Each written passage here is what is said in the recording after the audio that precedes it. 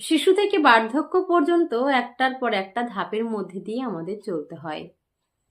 শৈশব, বাল্যকাল, যৌবন প্রত্যেকটা মানুষের আসে, আমাদের এসেছে, আমাদের সন্তানদেরও আসবে।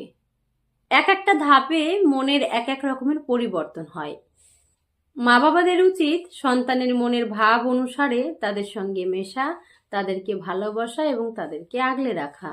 এই বিষয় নিয়ে সংস্কৃত সাহিত্যে কি বলা হয়েছে দেখে নিন। লালয়েত পঞ্চবর্ষাণি 10 বর্ষাণি তাড়য়েত প্রাপ্তে তু ষোড়শে বর্ষে পুত্রং মিত্রবদাচরেত।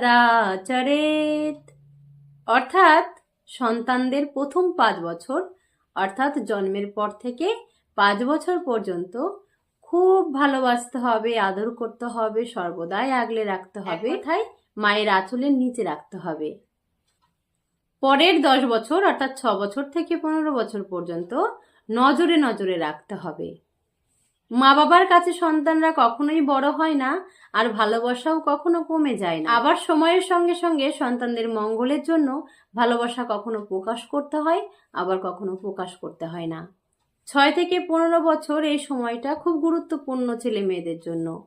তাই এই সময় যদি খুব শাসনে রাখা হয় তাহলে বিগড়ে যাওয়ার সম্ভাবনা থাকে, আবার একদম ছেড়ে দিলেও বিগড়ে যাওয়ার সম্ভাবনা থাকে। তাই সর্বদাই নজরে রাখতে হবে। আর 16 বছর পর সন্তানদের সঙ্গে বন্ধুর মতো মিশতে হবে। 16 বছরের পর মনের অনেক পরিবর্তন হয়, তাই মা বাবার সঙ্গে সন্তানের সম্পর্ক অনেক সহজ বানিয়ে রাখতে হবে, যাতে করে অকপটে তাদের সমস্যাগুলো মা বাবার সঙ্গে শেয়ার করতে পারে। বন্ধুতুল্য সম্পর্ক যদি মা বাবার সঙ্গে হয় তাহলে সন্তানের মনের কথা অতি সহজে জানতে পারবে এবং ভুল পথে থাকলে সঠিক রাস্তা দেখাতে পারবে।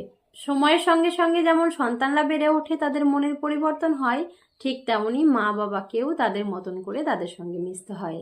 সকল পিতামাতার সঙ্গে তার সন্তানের সম্পর্ক মধুর হয়ে উঠুক। সকলে ভালো থাকুন। নমস্কার।